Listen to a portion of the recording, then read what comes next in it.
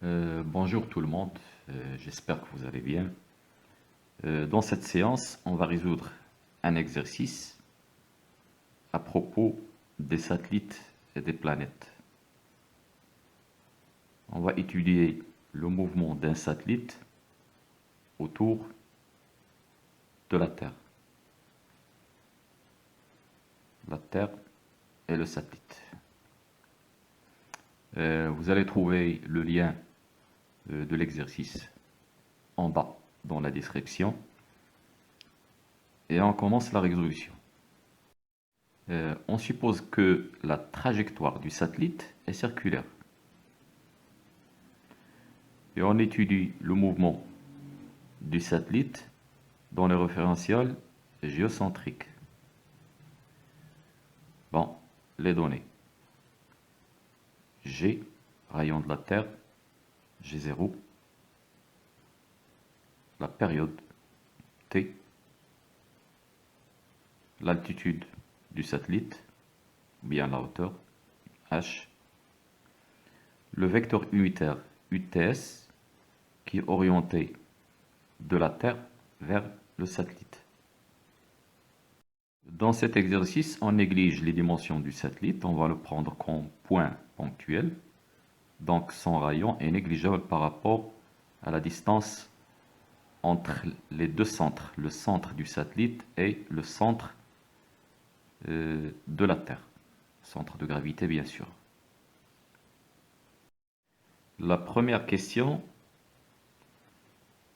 recopier le schéma de la figure 1, puis représenter sur ce dessin le vecteur vitesse Vs du satellite S ainsi que le vecteur force gravitationnelle exercée par la Terre sur S. Donc je vais représenter les deux vecteurs sur ce schéma. Quand on a un mouvement circulaire, eh bien, la direction du vecteur vitesse est portée par la tangente au point S. La tangente à la trajectoire au point S est perpendiculaire à la droite TS.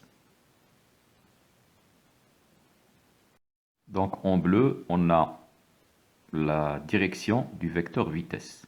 Le sens du vecteur vitesse est donné par le sens de rotation du satellite, qui est le sens positif. Donc le vecteur vitesse est dans ce sens. Donc c'est le vecteur vitesse V, vecteur vitesse du satellite. Donc Vs. Le vecteur force qu'on nous demande de représenter, c'est le vecteur force exercé par la Terre sur le satellite. Le vecteur force est dirigé vers le centre de la Terre. C'est la force exercée par la Terre sur le satellite.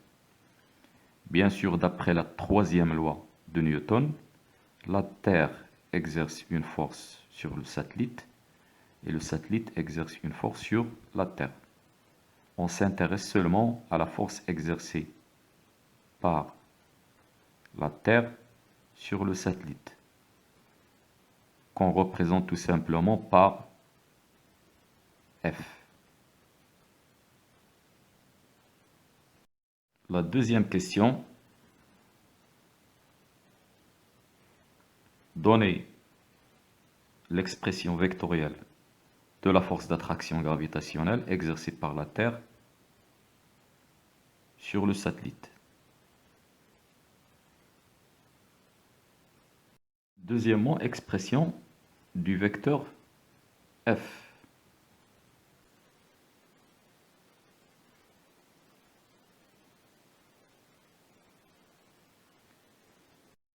Bon, j'écris d'abord l'expression de l'intensité de F. F égale G, masse du satellite, fois masse de la Terre, divisé par le rayon de la trajectoire circulaire, c'est-à-dire la distance TS. La distance TS, c'est le rayon de la Terre plus la distance h, la hauteur, le tout au carré. Donc là, j'ai écrit l'expression de l'intensité de f. Mais ce qui est demandé, c'est l'expression du vecteur f. Donc, j'ajoute la flèche du vecteur, mais je dois ajouter aussi le vecteur unitaire UTS.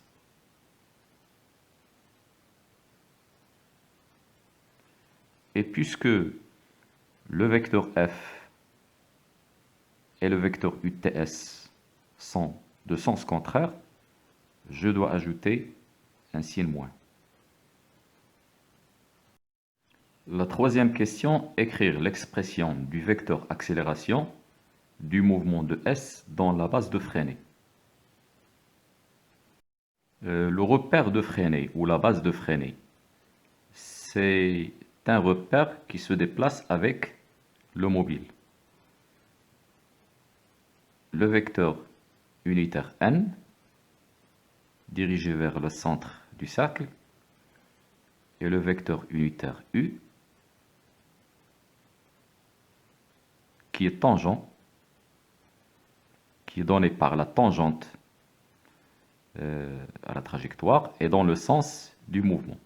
Donc les deux vecteurs unitaires N et U constituent la base de freinée. Dans la base de freinée, l'expression du vecteur accélération s'écrit, et c'est la troisième question,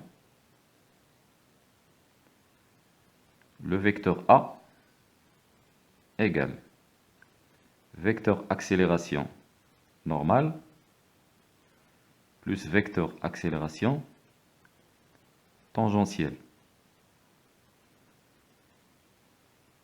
AN, je peux la remplacer avec AN fois vecteur unitaire N plus AT, vecteur AT qui est égal à la norme de AT fois le vecteur unitaire U.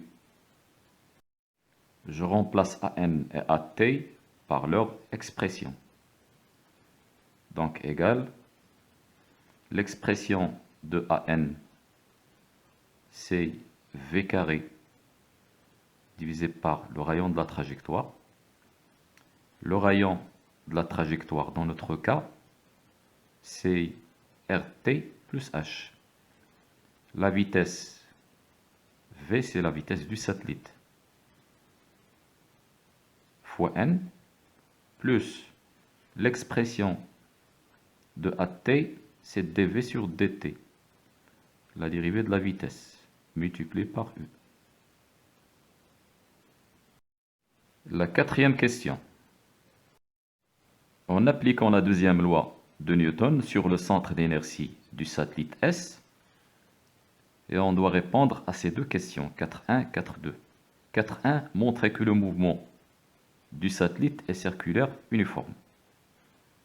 Circulaire, on sait qu'il est circulaire, il est déjà dans les données, et on doit montrer qu'il est uniforme. Quatrième question, je démontre que le mouvement circulaire est uniforme.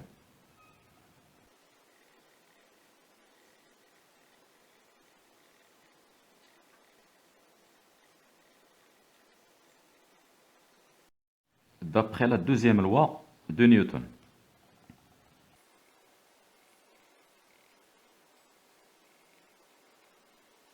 La deuxième loi de Newton est appliquée sur le satellite. C'est le système étudié. Donc, la somme des forces exercées sur le satellite, on a une seule force, qui est la force F, exercée par la Terre sur le satellite, égale la masse du satellite, qui est le système étudié, multiplié par le vecteur accélération du satellite. L'accélération, c'est l'accélération du centre d'inertie G du satellite. Et puisqu'on a pris le satellite comme point ponctuel, je peux écrire tout simplement A, l'accélération du satellite. D'après cette expression, et puisque la masse est positive, F et A ont le même sens. On peut donc représenter le vecteur A sur le schéma. Le vecteur accélération a donc le même sens que la force F. Donc ce vecteur accélération, il est porté par le vecteur unitaire n. Donc on peut dire que le vecteur accélération A est égal à AN. Et d'après l'expression de l'accélération qu'on a déjà écrite, on a A qui est égal à AN plus AT, puisque A est égal à AN, ce qui signifie que AT est égal au vecteur nul. Si le vecteur AT est nul, cela veut dire que sa norme est nulle. Et on sait que AT égale à dv sur dt, donc dv sur dt égale à 0, ce qui signifie que v est constante. Et puisque la vitesse est constante, le mouvement circulaire est uniforme.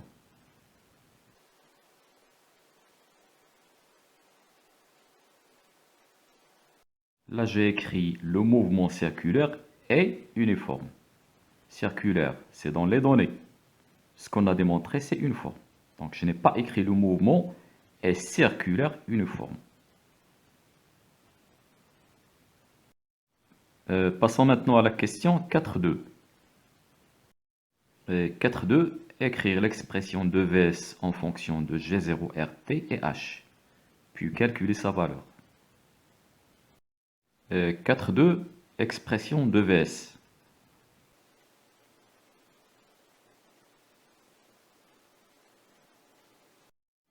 J'utilise la deuxième loi de Newton. F égale masse du Soleil fois vecteur accélération,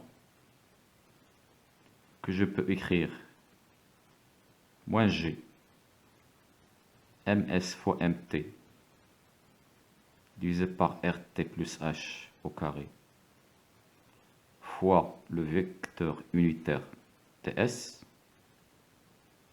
égale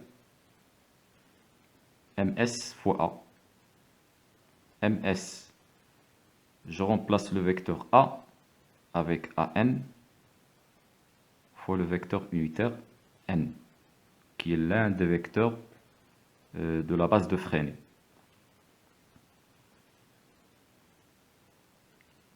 Je peux l'écrire aussi moins G ms mt sur rt plus h au carré fois UTS égale ms à n. Le vecteur unitaire n est un vecteur qui a le sens opposé à US, donc je peux écrire UTS et j'ajoute là le moins, car UTS égale à moins n. Les deux vecteurs, ce sont des vecteurs unitaires, c'est-à-dire leur norme est 1. Puisqu'ils ont des sens opposés, on peut écrire n est égal à moins UTS, ou bien UTS est égal à moins n. Bon, les simplifications maintenant. Je simplifie ms, le moins, UTS. L'expression s'écrit donc G mt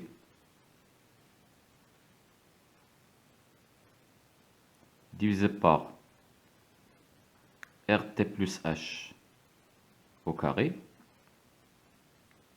égale à AN. Je remplace AN par V carré sur R. V carré, c'est la vitesse du satellite, divisé par le rayon de la trajectoire, qui est RT plus H. Je simplifie RT plus H. Et on obtient V carré, Vs carré, égale GMT sur RT plus H. Donc Vs égale racine carrée de G fois MT divisé par RT plus H. L'expression de la vitesse qu'on vient de trouver là n'est pas l'expression finale, car on nous demande de trouver Vs en fonction de G0, RT, rayon de la Terre, et la hauteur H. Et là, on peut se poser la question, comment va-t-on intégrer l'expression de G0 dans l'expression de Vs? L'expression de G0, on la trouve dans l'expression du poids. P est égal à 1 fois G, qui est une relation très connue. P, le poids d'un corps de masse M. Et on sait que par définition, la définition du poids, c'est la force exercée par la Terre sur un corps de masse M. Donc on peut écrire dans notre exercice la force F qui est exercée par la Terre sur le satellite. C'est le poids du satellite. Cela veut dire que G, masse du satellite, fois masse de la Terre, divisé par RT plus H au carré, égale le poids du satellite. Le satellite a une masse ms et l'intensité de pesanteur c'est G. G, c'est l'intensité de pesanteur, et on sait que l'intensité de pesanteur dépend de l'altitude. Puisque le satellite est à une altitude h, on va la noter GH, c'est-à-dire l'intensité de pesanteur à une altitude h. Je vais écrire maintenant cette expression quand le satellite est sur la surface de la Terre. Si le satellite est à la surface de la Terre, H égale à 0 et G, c'est l'intensité de pesanteur sur la surface de la Terre, c'est-à-dire G0.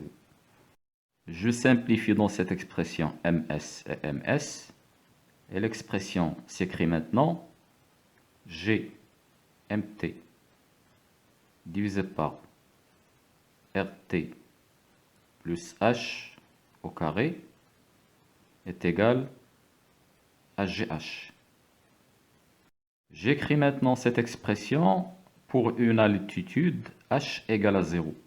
Dans ce cas, GH, c'est G0, quand le satellite est sur la surface de la Terre.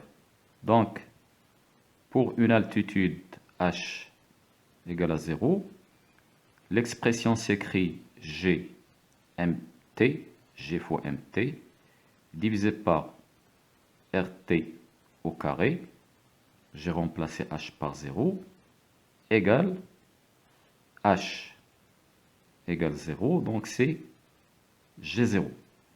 G0 est l'intensité de pesanteur sur la surface de la Terre.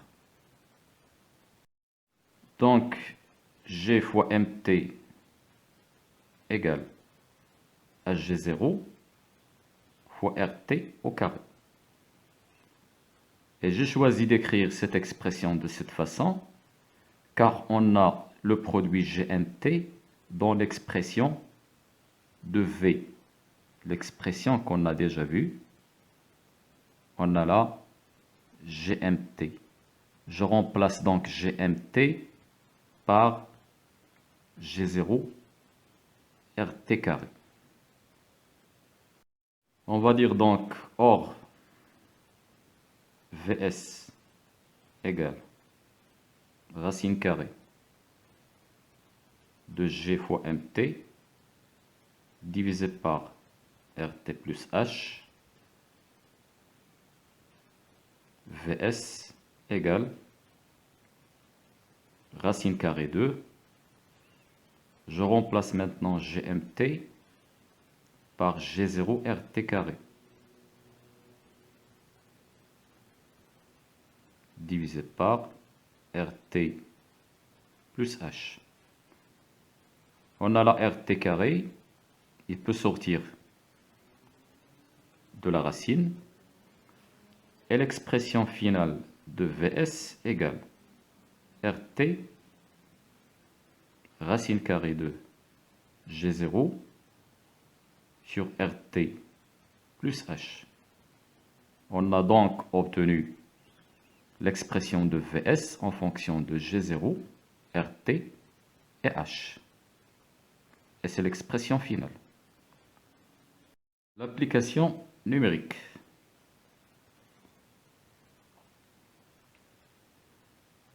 VS égale la valeur de R, 6350 km, que je multiplie par 10 puissance 3 pour la convertir en mètres.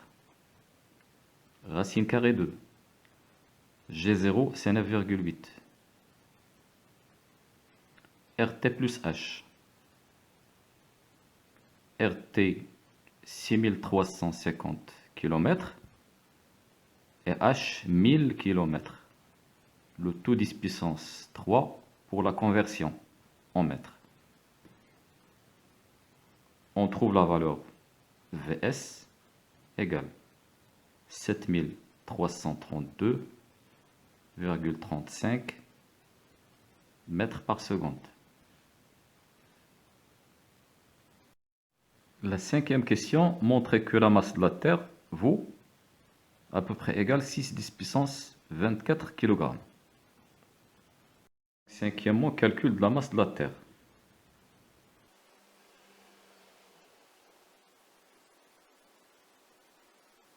Pour calculer la masse de la Terre, on utilise l'expression de VS qu'on a déjà trouvée.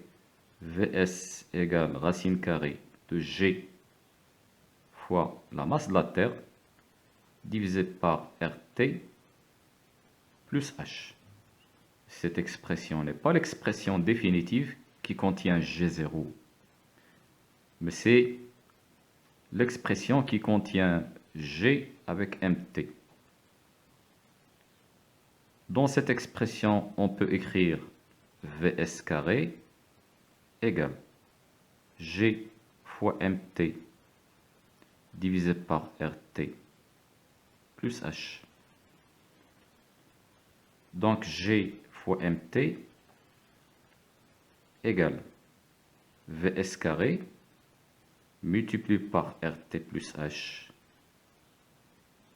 Ce qui signifie que MT égale VS carré RT plus H divisé par G. Donc c'est l'expression de la masse de la Terre. L'application numérique.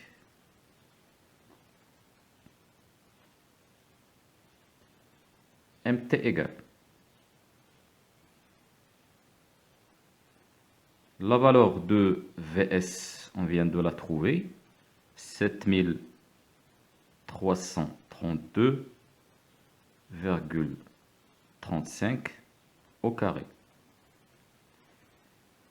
Multiplié par RT, 6350, H, 1000 km, qu'on doit convertir en multipliant par 10 puissance moins 3.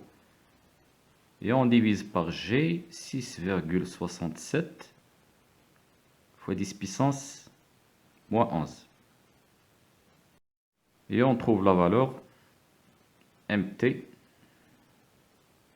égale, ou bien à peu près égale, 6 fois 10 puissance 24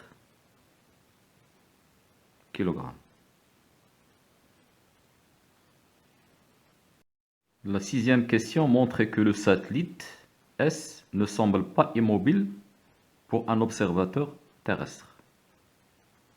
C'est-à-dire montrer que le satellite n'est pas géostationnaire et n'est pas mobile par rapport à un observateur terrestre.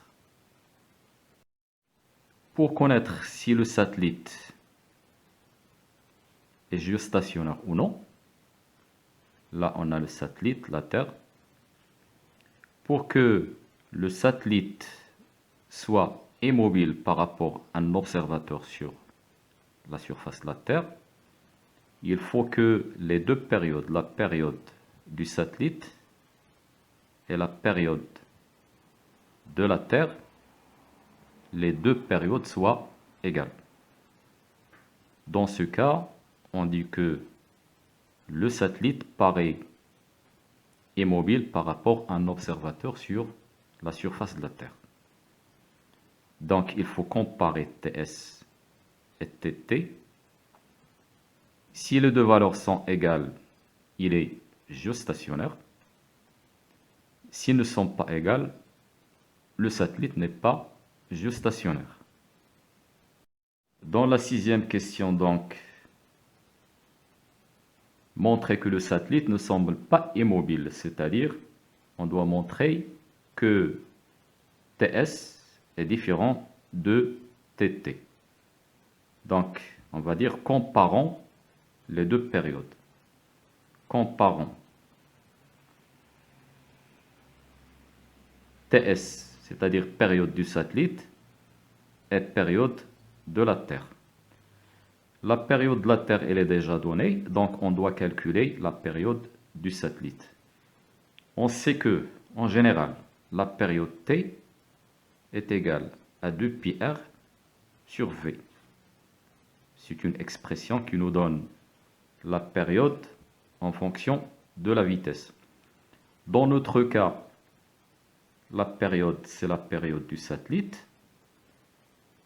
2πr, 2π, le rayon de la trajectoire du satellite, c'est rt plus h, et je divise par la vitesse du satellite. L'application numérique, ts égale 2π multiplié par rayon de la Terre 6350 plus l'altitude 1000, conversion en mètres 10 puissance 3, et je divise par la valeur de Vs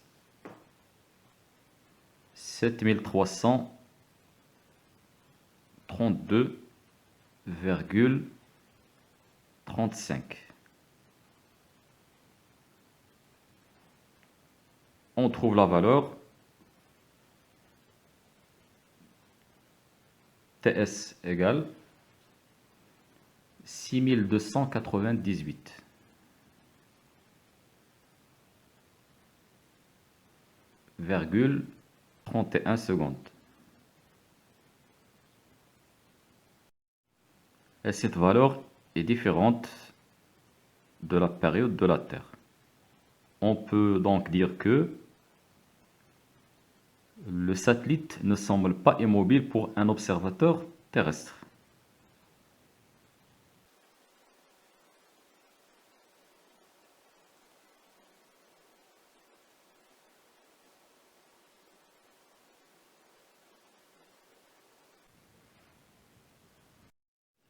La septième question, un satellite S', c'est un autre satellite, tourne autour de la Terre avec une vitesse angulaire oméga, tel qu'il semble immobile pour un observateur terrestre. Donc maintenant, ce satellite, il est géostationnaire.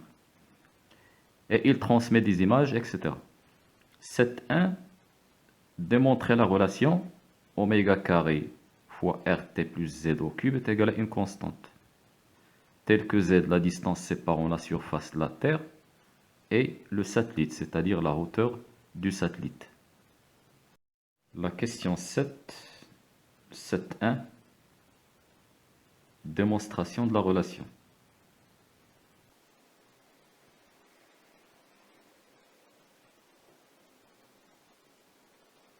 On part de l'expression de la période TS du satellite égale 2π fois le rayon, c'est-à-dire RT plus H, divisé par la vitesse, Vs.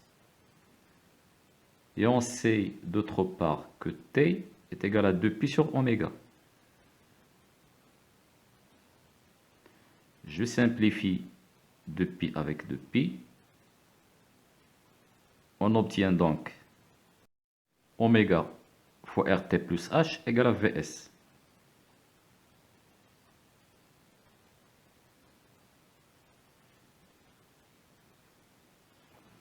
Je remplace Vs par son expression oméga RT plus H. Vs, c'est racine carrée de G fois MT divisé par RT plus H. Le carré maintenant. Les deux côtés d'égalité au carré. Oméga carré RT plus H au carré.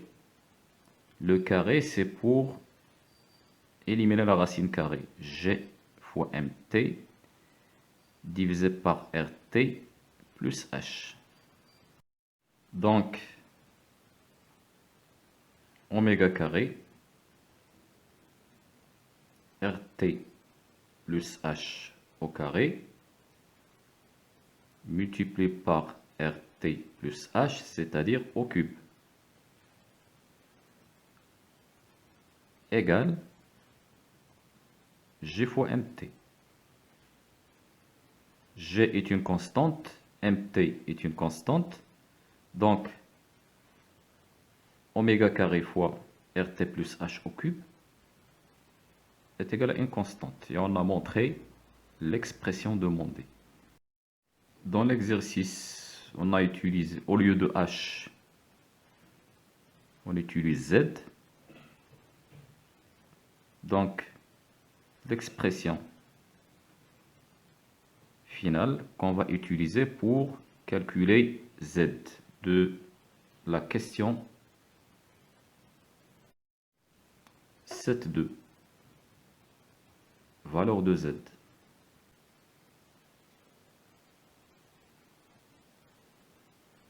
D'après l'expression précédente, on peut écrire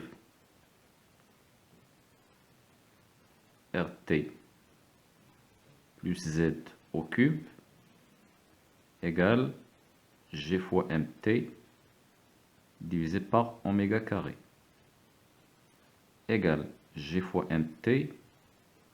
Je remplace oméga par 2π sur TS au carré égale G fois MT divisé par 4π carré divisé par TS au carré.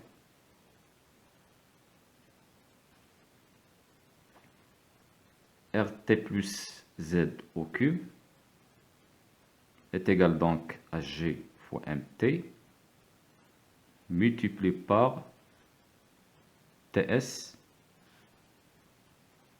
au carré divisé par 4π carré.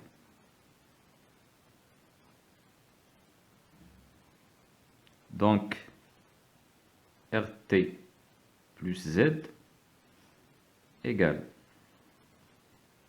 la racine cubique de G fois MT fois TS au carré divisé par 4π carré.